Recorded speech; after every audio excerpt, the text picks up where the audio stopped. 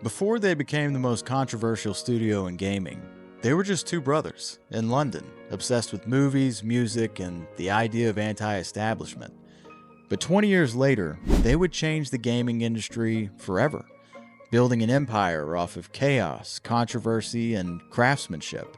This is the story of Rockstar Games, the rule breakers who became the second best-selling video game developers of all time.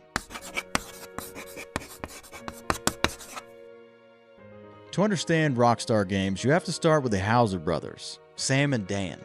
They weren't coders, hell, they weren't even traditional gamers. They were storytellers. Sam Houser was born in London in 1971. He was the son of Geraldine and Walter Houser. Their family wasn't wealthy by any means, but creativity was woven into their upbringing, some that would shape how Sam and Dan would eventually build their empire. Geraldine, their mother, had a short yet memorable acting career. Her most iconic role came in the 1971 British crime classic called Get Carter, where she starred alongside Michael Caine. It was a hard-edged, moody film, exactly the kind of story that would later echo through the worlds that her sons would help create. Her acting career wrapped just a few years later, with her last appearance being in 1974. On the other hand, Walter, Sam and Dan's father, came from the world of music. He was a jazz promoter, and he filled their home with rhythm, energy, and artistic chaos. Between their father's passion for improvisational sound and their mother's brush with cinematic grit, Sam and Dan were steeped in different types of storytelling from day one. Dan, born in 1974, was the younger of the two and just as creatively inclined. While Sam gravitated towards big-picture ideas and branding, Dan had an eye for detail and a love for writing. The contrast between them, Sam's strategic mind and Dan's narrative drive, would later form the creative nucleus of what would become the backbone of Rockstar. These two brothers weren't interested in playing by the rules, at all. Sam studied business and in 1990 started working in the music division of BMG, which was a German-owned media company. Sam saw games as the next big artistic frontier and, as destiny would have it, was able to eventually share these ideas at a dinner with the executive producer of BMG. Shortly after, in 1994, BMG Interactive was born, and naturally, Sam was transferred there, where he would become the head of development by 1996.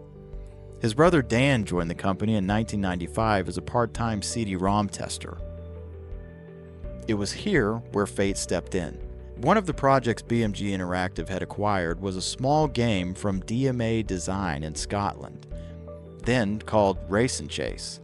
It was a messy, top-down and chaotic game, but Sam saw something in it: freedom. That game became Grand Theft Auto, and it nearly got canceled. The events of companies creating and owning GTA is a little confusing, so I'm going to break it down as quickly and simply as I possibly can. DMA Design, which was a British game developer at the time, would create Race and Chase around the same time that BMG would create BMG Interactive. Now remember, BMG is the company that Sam and Dan currently work at. They see Race and Chase, and it catches their attention, and they like it so much that they sign it to BMG Interactive, becoming the game's publisher. Sam and Dan would later change the name of Race and Chase to Grand Theft Auto, which is what we know today.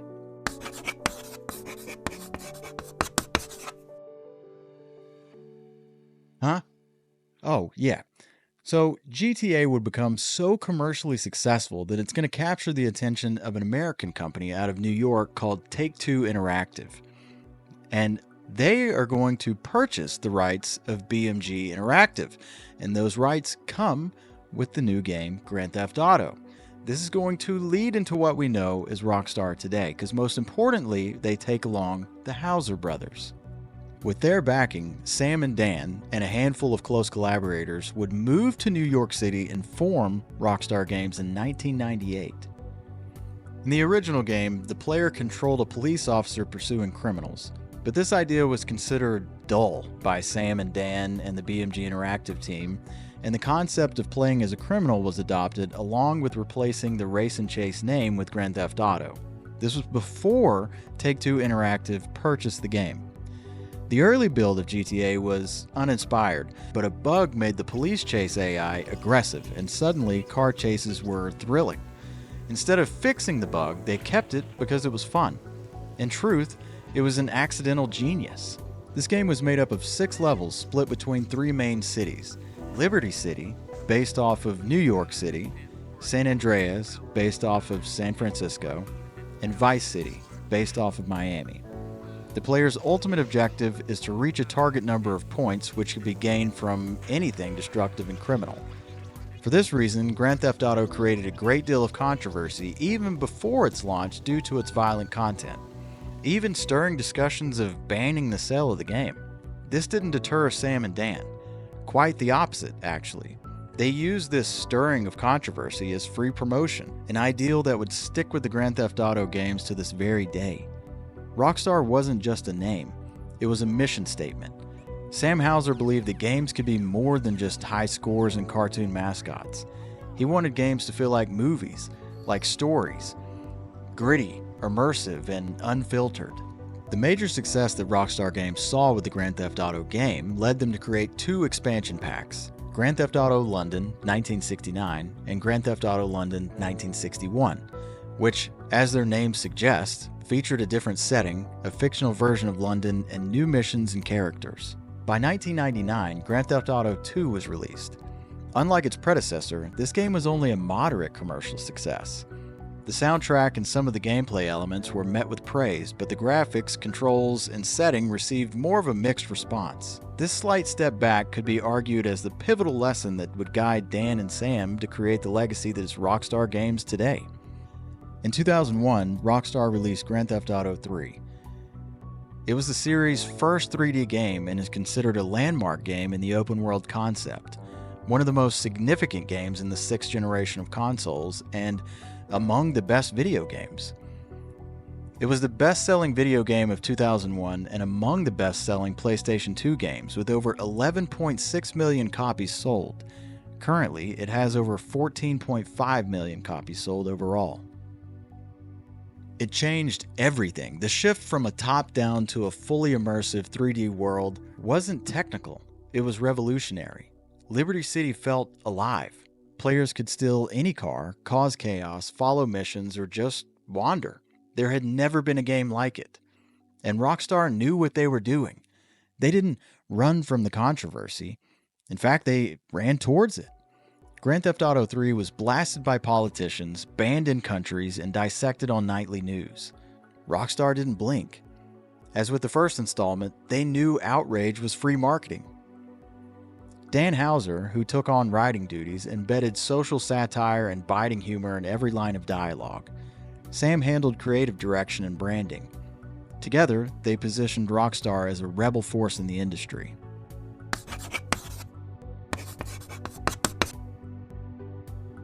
The 2000s were Rockstar's decade by far. Vice City, believe it or not, was released in 2002, 1 year after Grand Theft Auto 3, a gaming timeline that Rockstar is not familiar with now. This game took players to a pastel-drenched, cocaine-fueled version of Miami. November of that same year, Take-Two Interactive announced that they had acquired Angel Studios and moved it to Rockstar Games label and then renamed it to Rockstar San Diego. This purchase merger was extremely significant because Angel Studios had been working on a game titled Red Dead Revolver. Dan and Sam spoke up for this game because they said it looked very good, even though it was unplayable at the time due to disagreements in Angel Studios prior.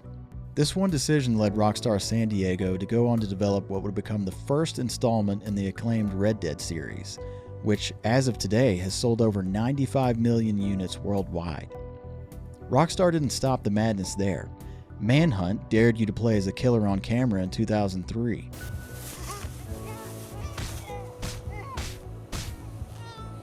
San Andreas gave us gang wars, fat meters, and political conspiracies in 2004. Bully let you torment a prep school in 2006. Jerk. They pushed every boundary, and they thrived. But they also controlled their image obsessively. Rockstar avoided E3.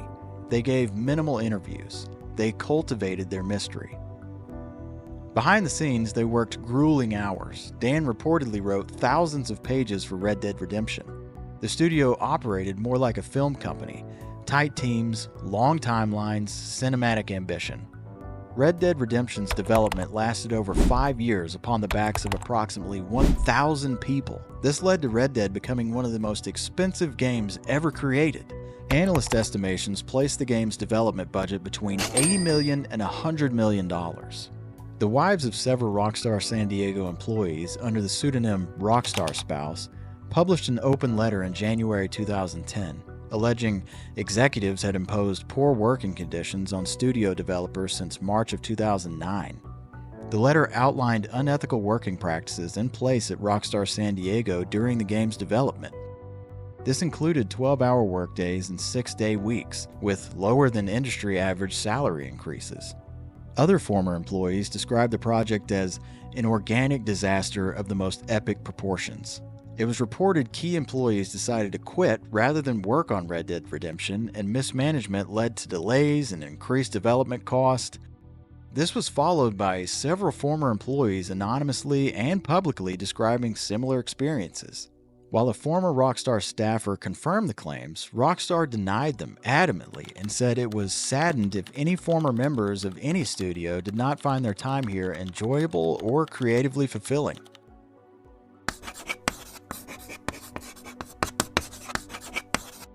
Almost to echo the making of Red Dead Redemption, in 2013 they released Grand Theft Auto V, whose creative team consisted again of over 1,000 people and commanding a whopping $170 million development cost, outdoing the cost of Red Dead and becoming the single most expensive game ever made at the time. Grand Theft Auto V wasn't just a game, it was a cultural event. It included 3 protagonists among a vast Los Santos, heist, humor, hey, let's bounce. Bounce. We're bouncing now. And a lot of controversial sex, drugs, and violence. Within 24 hours of release, Grand Theft Auto V generated over $815 million and topped $1 billion in 3 days. And then came Grand Theft Auto Online. At first, it was a side mode. Then it became a moneymaker. Rockstar earned over $1 billion in microtransactions alone.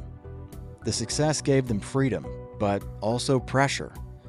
Because why risk something new when the old game still prints money?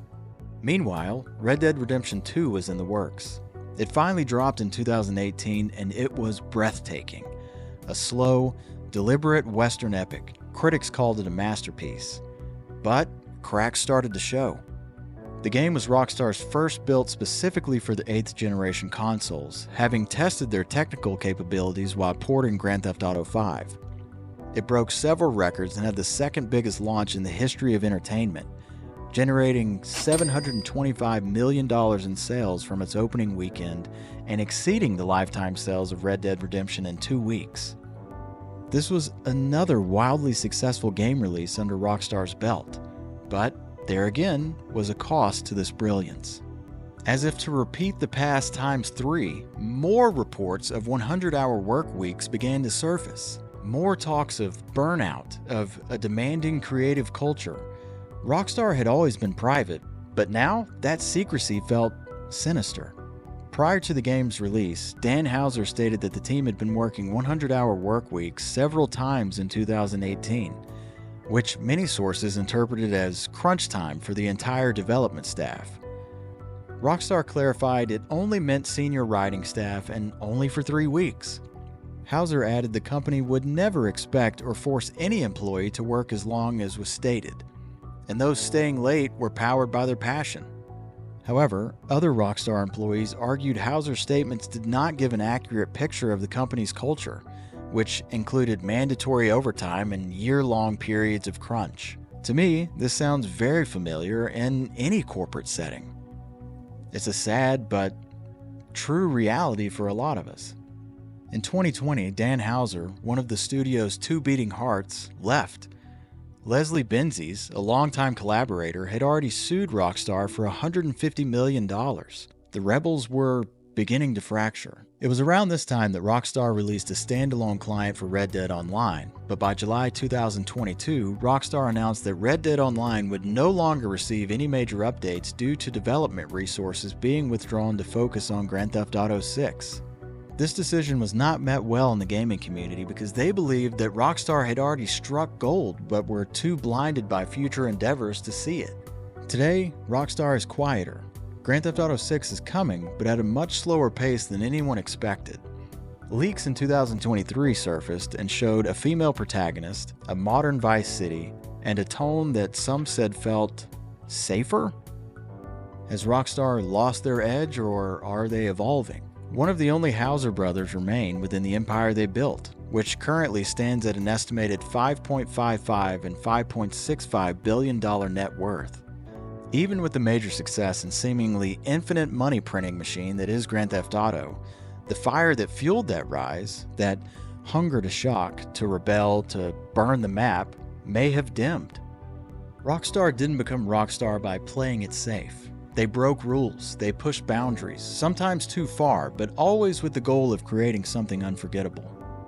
From a small studio trying to make a name to the creators of some of the most iconic games in history, their success wasn't instant by any means. It was earned, one bold move at a time. And I think that's a lesson that we can all take from Rockstar's story, is that success doesn't always come from following a blueprint. Sometimes it comes from rewriting it. From daring to build something so good, the world has no choice but to stop and take notice. So, whether you're building a game, a business, or a dream of your own, remember this: greatness doesn't come from being careful. It comes from being fearless. Rockstar Games was never just a studio. It was a statement, a middle finger to convention, a love letter to chaos. They made us feel like outlaws, and in doing so, they became legends. But legends grow older, and empires change. The question is, can the kings of rebellion survive their own success? Only time and maybe GTA 6 will tell. I'll see you in the next one. Before they became the most What? Before they became the most gaming.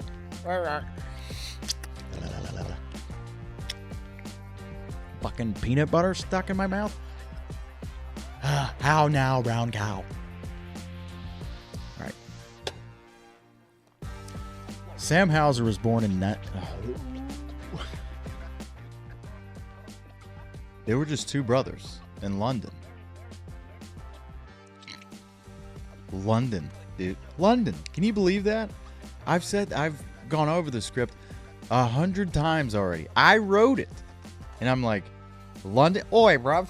We're going to create my London accent goes to a little Aussie, but because we're gangsta, we're going to create the craziest. See, there it is, Crocodile Dundee. The London people created the craziest game of all time. Doesn't make any sense. I don't fucking buy it. None of this is real. It's all a simulation. Just because of that. Anyway, I just did some research on their mother, the actress, and I don't know if you know this, but it's on a lot of porn sites, okay? Go look it up for yourself. But she has some... I'm not even going to say it. You go see, okay? She was in some movies. That's for sure. She was for sure with Michael Caine. Michael Caine was for sure with her. I wonder how they feel about that. Her mom was a wild one. No wonder they wanted to be gangsta when they grew up. I would too if my mom's titties were everywhere. God. She was hot though. She was hot. Go look it up. So, I mean, I've done all this research. I wrote the script. Just something doesn't add up, okay? Their mother was an actress. Their father was a jazz promoter. And they grew up to create the most violent and sex-filled games of all time. Of all time. Something happened. I don't fucking buy it, okay? Something happened. Something went horribly wrong. Listen, I praise them for what they did. That game, I love their games. I've been playing them since I was a kid.